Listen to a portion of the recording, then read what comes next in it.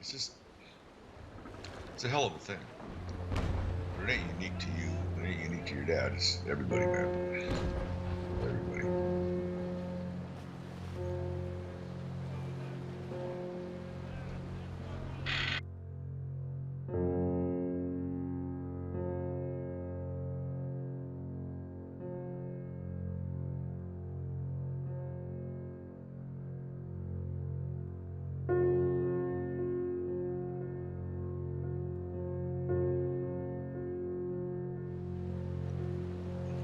Elon Musk is always talking about first principles, in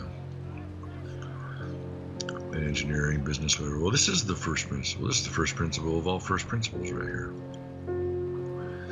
Every single human being could be theoretically envisioned as a bright, shining orb of being, enshrouded by a much larger, shadowy, illusory figure that calls itself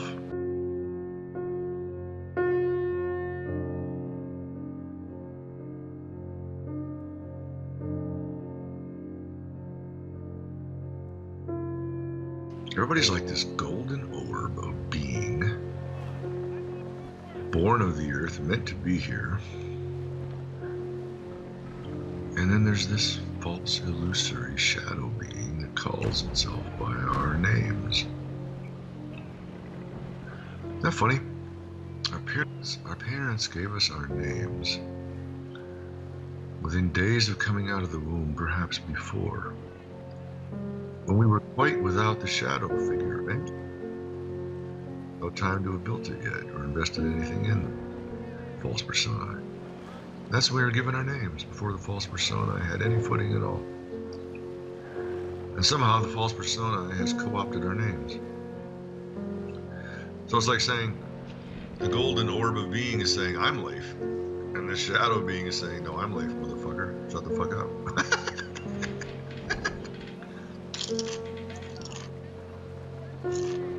Yeah.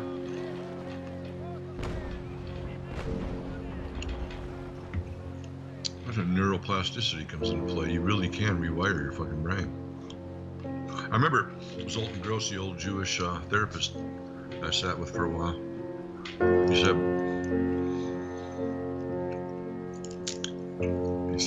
let's talk about neural pathways and the investment of the brain in these hardened, custom neural pathways. He goes, entirely new pathways are open to you and everybody. It takes awareness, training, thinking new thoughts, etc. But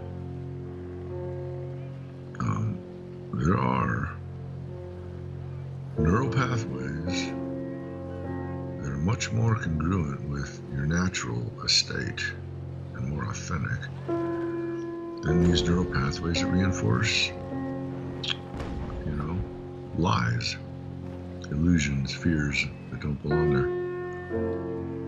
But it is possible to form new neural pathways. You gotta do it on purpose. You gotta focus on them. You gotta direct your thoughts down those paths on purpose, especially when the old paths.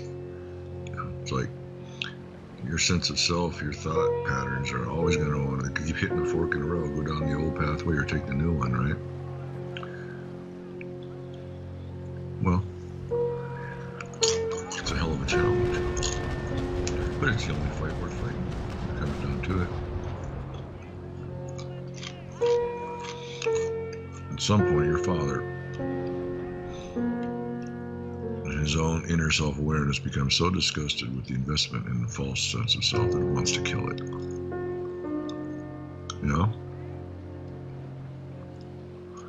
Did you ever read that book by Eckhart Tolle, The Power of Now?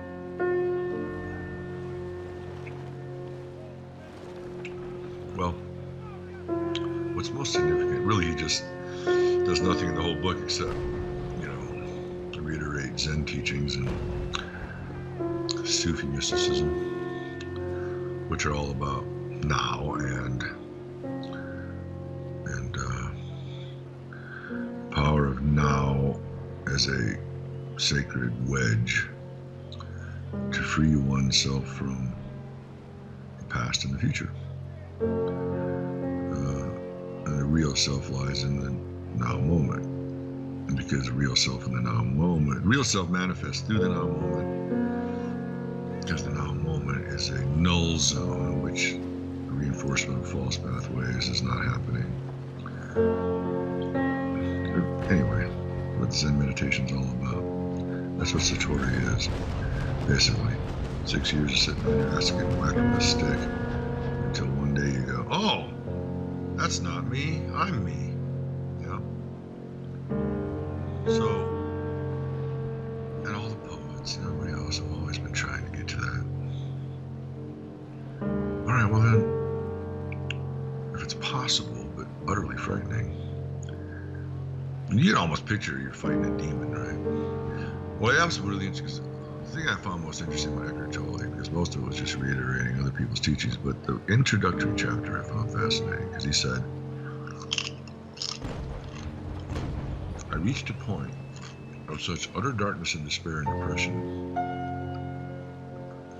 that all I wanted to do was kill myself. And I found myself alone in my apartment one night, lying in bed, and I thought, I want to die. All I want to do is die. I said, and all of a sudden, out of nowhere, another voice asked a simple question. It said, who is this me that wants to die? And who is this thinking about the fact that I'm thinking about the fact that I want to die? He said, it just opened up a chasm in my consciousness right then and there. He said, and I fell headlong into this abyss of, opened up like a doorway opened up, and I fell into an abyss. The question was so preposterous and so profound that I found myself falling into an abyss. And then all I remember is waking up the next morning. So I remember nothing beyond that. He said, all I remember is the following morning I woke up and there was a bird singing outside the window. And all I can say is that the sound of that bird's song was like a perfect diamond hanging in the air. I was totally entranced. It was utterly beautiful, utterly perfect. And I opened my eyes and I looked around the room and everything was, it just was, and it was perfect. He said, I spent 2 years sitting on park benches, just contemplating the stunning perfection of everything. He said, first 50 years of my existence got darker and darker and darker, and all I wanted to do was die. And then all of a sudden I was sitting on a park bench just marveling at the perfection of everything. He said, then I went on a search to find out what had just fucking happened to me. So I was like, that's fucking fascinating. It's like the tension between the acting out of the false self was so outlandish that at some point, another voice, which I assume was his being, right, said, well, who exactly is this that's saying, I want to die? And who is this voice thinking about the fact that I'm thinking about wanting to die? Like a Zen koan, you know? What is the sound of one hand clapping? That kind of shit, you know? It was like he just got hit with a cone out of his own unconscious. And the cone was so preposterous that he just cracked wide open. So he went on in his books and his teaching to say, picture it like this. There's the real you. He said, I guarantee you, if you ever get to the real you, you're going to think a whole hell of a lot better of universe yourself, bird song, trees, leaves, park benches, than you do now. And that's your natural state. I know you don't believe me, but it is. I said, so really what's going on is you got like this, let's call it an amorphous leech feeding off of you. And this leech says its name is life. Somebody has stolen your identity and claims it's you. And you have yielded that claim to this leech, like an energetic leech that says its name is life. But it ain't life. And that is fascinating to me. I look back through my life and all of the bizarre shit looking down and around, and I go, oh damn, he's right.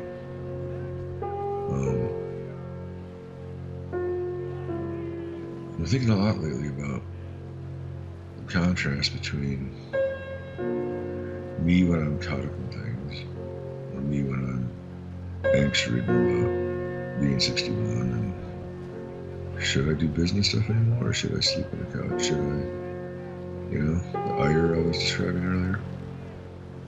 It's kind of tension, anger, I don't know what it is. And then all of a sudden, relax a lot, lying there on the couch and go, but I remember that time, and I remember the feeling when I was just suddenly set free of all of that. And I was just very happily messing about with a stick trying to spear a fish in the shallow water of a lake in northern Minnesota, And I'm like, and then I feel this heart sort of yearning for that sort of time and place. And I go, oh, that's what the old Indians do when they talk about living from the heart and not your head. Okay, what they mean is the head is the one that's invested in the shadow figure. The heart knows better. That's what they mean by that. Oh, that's why the new atheists are all hung up on God, not God, rationality or die.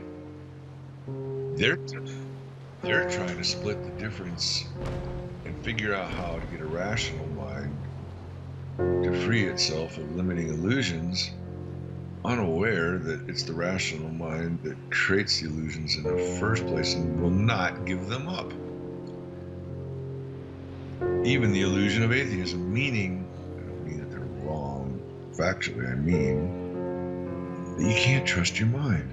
So one time, at a Sundance, maybe my third or fourth one, chopping wood, all that stuff, and I was in charge of getting, cords of firewood in for the sweat lodges and all that. And old Les, the old elder that was the Sundance intercessor, a guy that I really respect. He didn't drive. He was too old and fat and sick to drive, but his wife was driving this old beater SUV they had. She came driving up alongside the piles of wood. I had me and a couple of guys, and I walked over to Les's window there, his passenger seat. And he said, I think we need more wood. We're gonna need a lot of wood. And I said, Les, crying out loud, man. There must be 5 fucking cord stacked here, I don't think we need any more wood right now, Les. And Les said, Whirlwind, don't think, Whirlwind.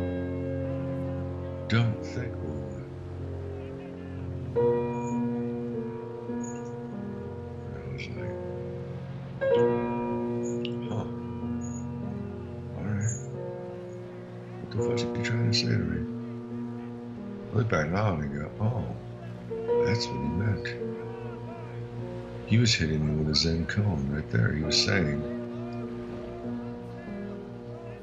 the whole point of this exercise, the whole Sundance, the sweat lodges, chopping wood, carrying water, or whatever the fuck, bro. The whole point is get you out of your head and into your heart. And thinking is your opponent in that quest.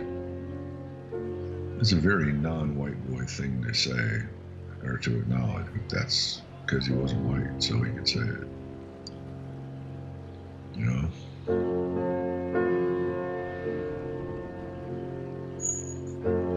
So yeah, when your kid was born, I'm pretty sure it wasn't your head thinking anything significant. I'm pretty sure it was your heart just erupting, right?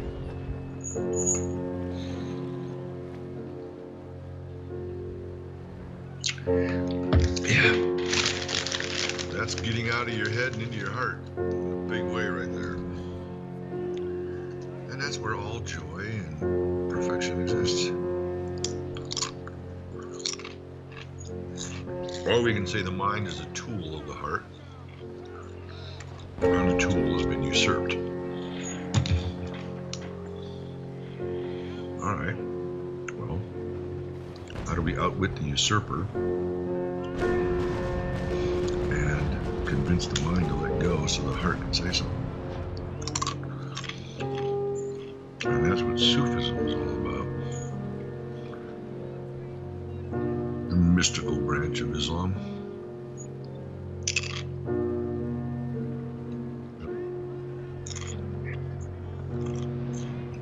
You heard of Rumi, right?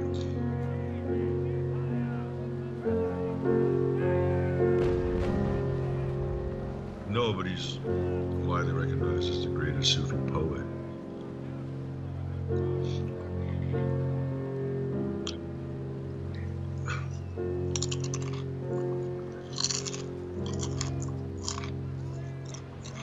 Are you looking him up? I imagine you are.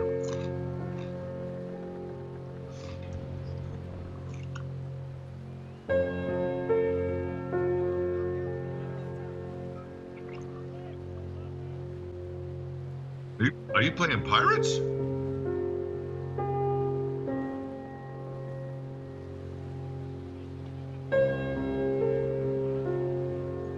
What's the name of the game? Cool, I'm gonna check it out.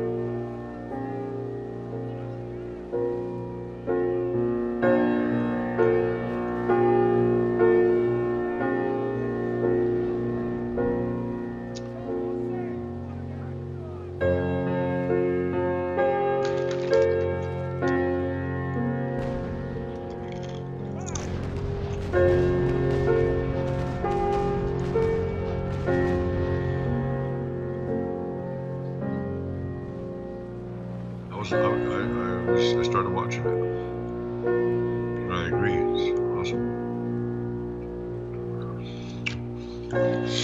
So, Jalal al-Din Muhammad Rumi, also known as Jalaluddin Muhammad Baqi, Mevlana, Mevlevi, more popularly as Rumi, 13th century Persian poet, Islamic scholar, theologian, and Sufi mystic.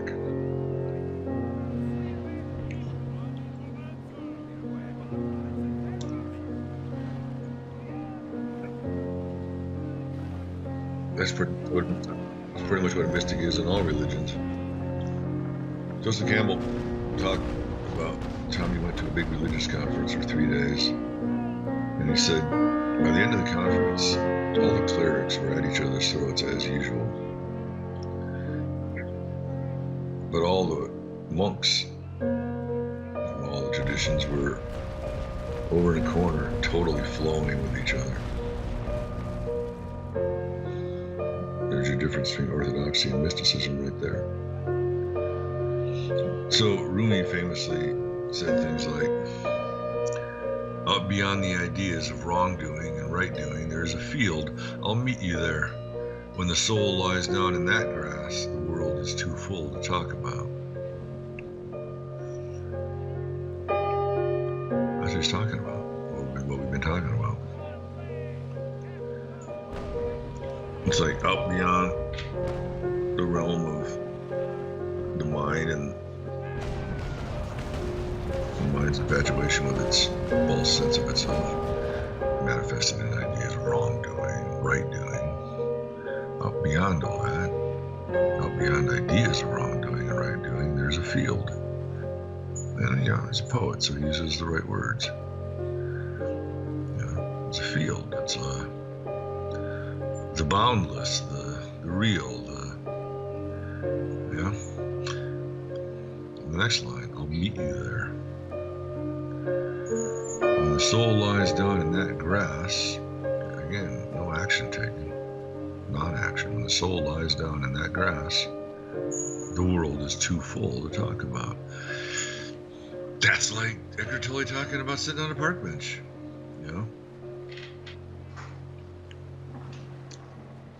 All mystics are saying the same thing.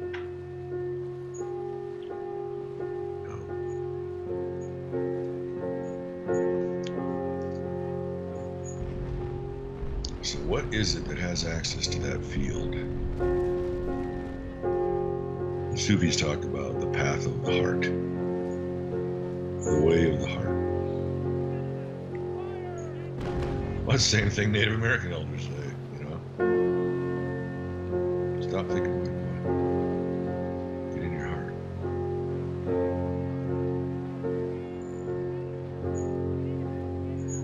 So, Mom, Dad, we can, play ideas of wrongdoing and right doing and all that silly shit. Recounting of histories and current events in that context, but out beyond ideas of wrongdoing and right doing, there's a field. I'll meet you there. When the soul lies down in that grass, the world is too full to talk about. Some guys are just really fucking good with words, man. Out beyond ideas of wrongdoing and right doing, there's a field. I'll meet you there.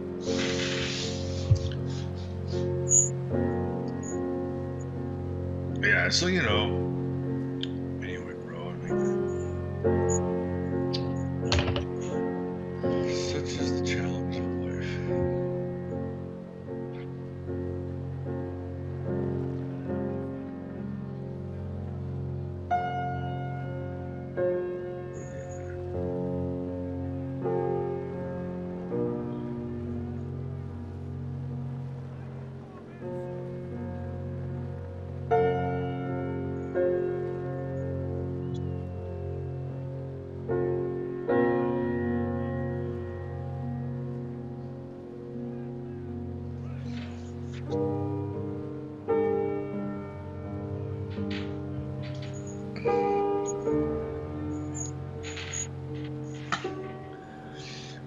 Why should I seek? I am the same as he. His essence speaks through me. I have been looking for myself. Shit like that.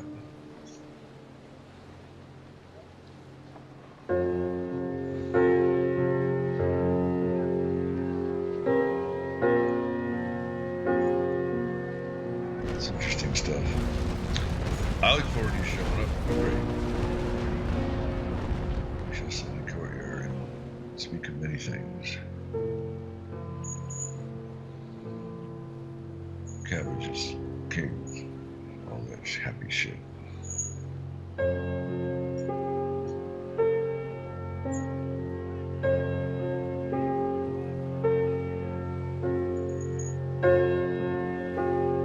Yeah, you know.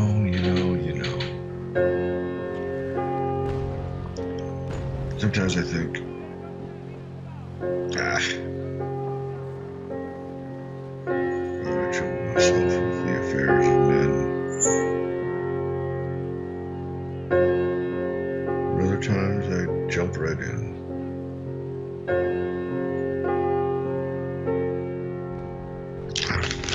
Like that.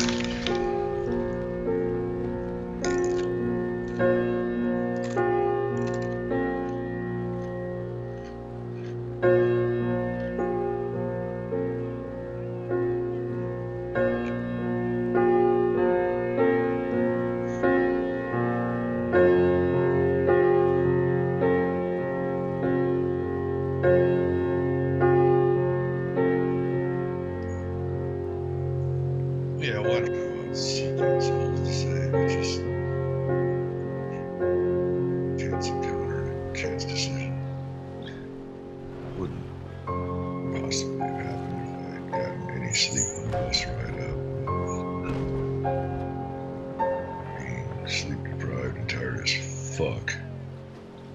I think I was very self-protective or thinking very clearly. Well, when he got on the bus, he said, "Thanks, man, for everything. I hope to do much better now." If that happens, then I guess it was worth doing. No skin off my nose.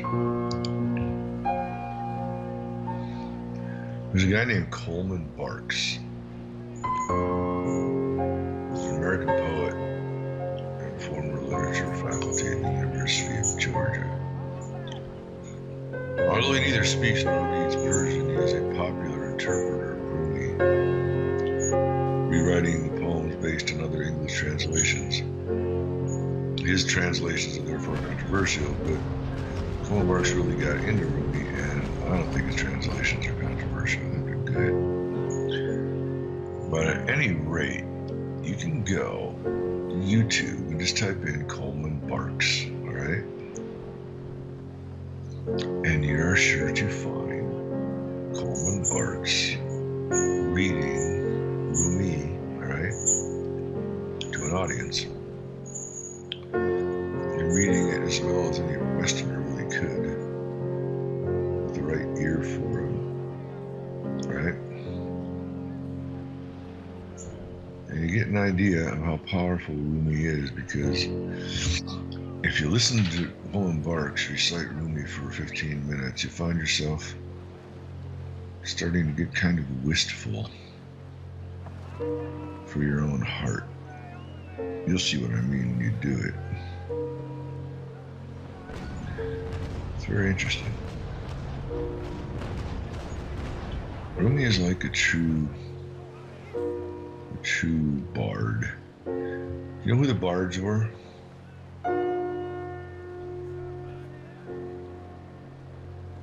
Oh, they're much more than that, though. They're part of a secret brotherhood. The secret brotherhood of the way of the heart. The bardic tradition was to travel about and introduce through trickery and song the idea of romantic love. In every castle banquet hall that they were invited into, they fooled the audience into feeling their hearts through the description of and odes to romantic love. So the bards are actually part of a very sacred mystical tradition of heart openers, and Rumi is definitely one of them.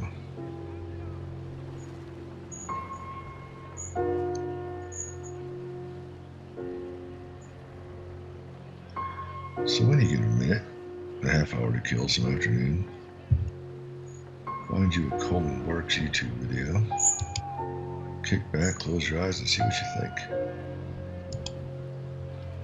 I think you'll like it. I That's where I first heard about Rumi.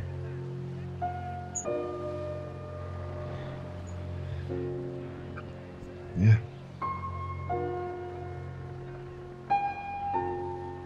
So one time when I was 21,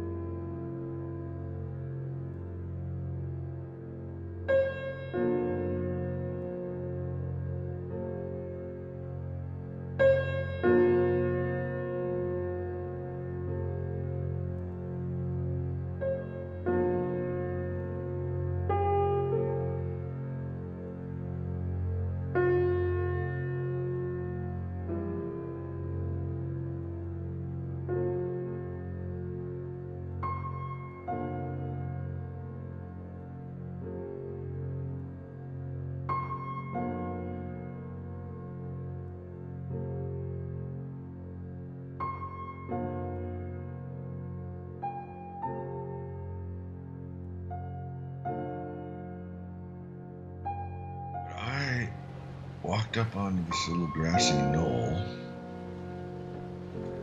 just 10 feet away from her. A little rise in the grass. And the stars were out. And she's like, you know, just like begging me to come over there. And I'm like, not even really paying attention for some reason. I just found myself atop that little knoll of grass into the stars. And I put my arms out and spread them out wide. And I laid my head back and I started to twirl. I don't know why I did this.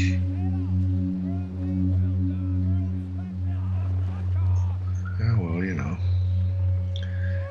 And I started spinning slowly around, and I hadn't gotten far in the first spin, actually. When I felt this kind of release, this kind of ecstatic sort of, I don't know, oneness with the universe or something. I don't know, I can't describe it. And I said, I spoke aloud, I said, I am, and I started to say some silly arcane thing that made no sense. Caught up in this sort of ecstatic feeling that came out of nowhere.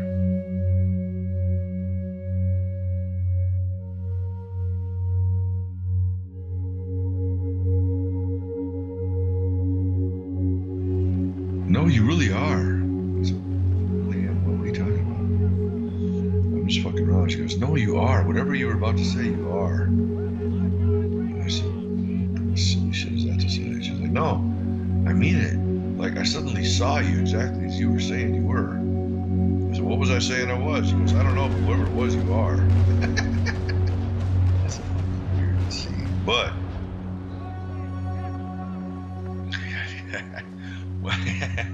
fair enough. But my point is that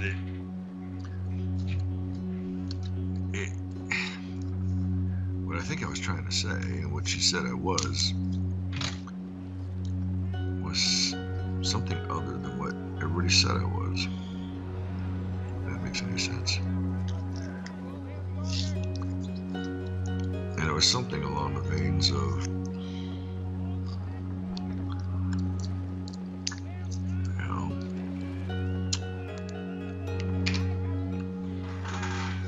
somebody that will really dig Rumi someday when I discover him, I think is trying to say.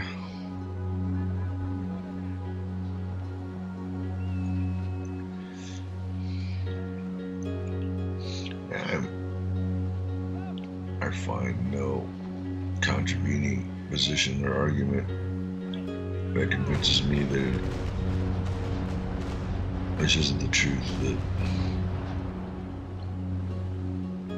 out there beyond ideas of wrongdoing and right doing, there's a field. Nick, you could read that stanza as when he says, "I'll meet you there." That could be your heart talking to your head too, you know. That's not necessarily the poet talking to an audience or one person talking to another person. It could just be your heart talking to your head. Out there beyond ideas of wrongdoing and right doing, there's a field. I'll meet you there. That could easily be the heart talking to the head.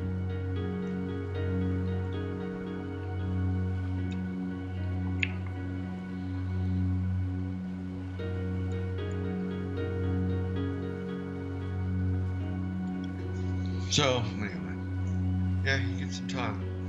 Listen to Coleman Barks, read some Rumi sometime. Tell me what you think.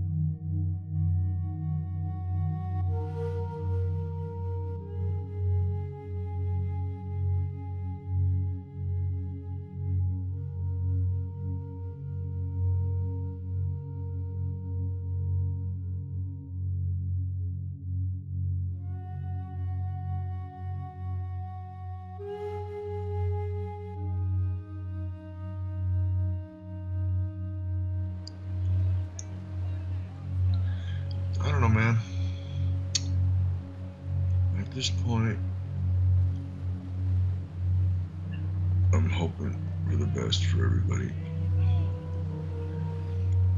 In a way, though, especially after this last 2 weeks of the episode, I'm like, well,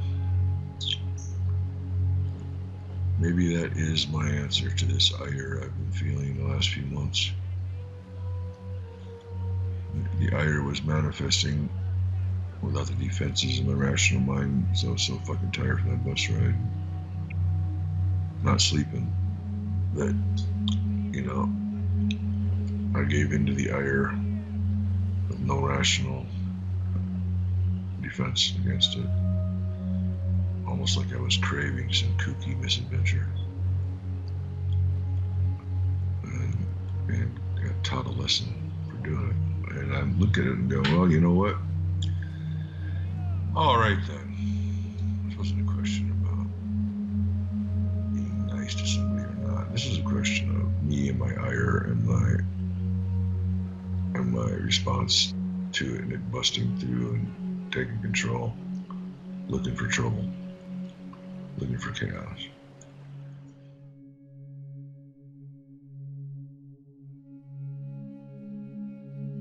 Weird ghost voice from on a server in a city somewhere. Yeah, if you think about that voice, you go, that's ones and zeros at this point.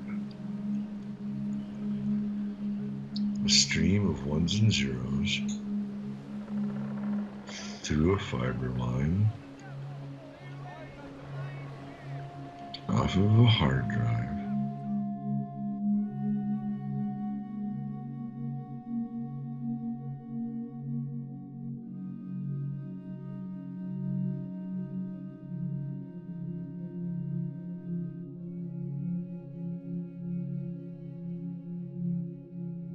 I heard a dead preacher's sermon on a server in a city.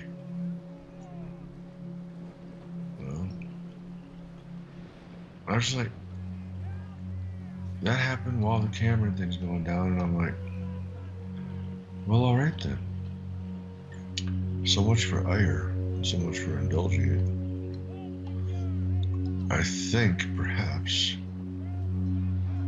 I shall then go on across that bridge and take leave of men and their concerns. I'm not very concerned about it anymore. I think I will retire to my garden. Like Candide says, we must cultivate our garden. So I think I shall.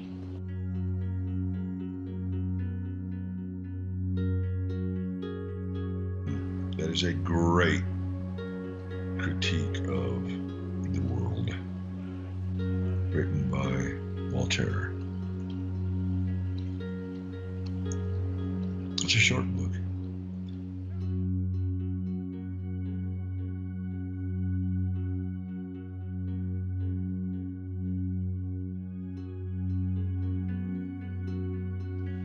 Very famous lines come from that book, like, this is the best of all possible worlds, and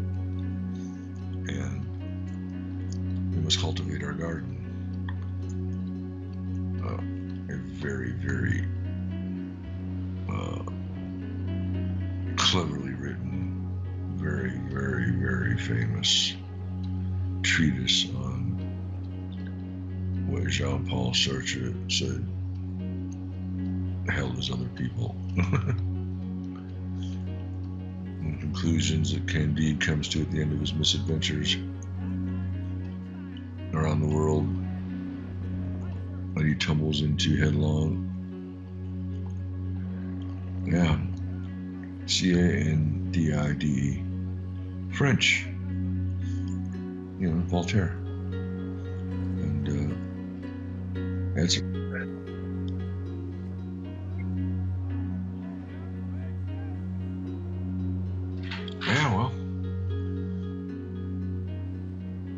Candide is one of his most famous works because it's just spot on critique of silliness. Yeah, you'll enjoy the fuck out of it. It's really good satire and social criticism, but also criticism of illusory ideas in the first place. But yeah, man, I think I will cultivate my garden at this point and entertain any visitors who would also like to enjoy the garden. Look forward to it. With that, I bid you good night.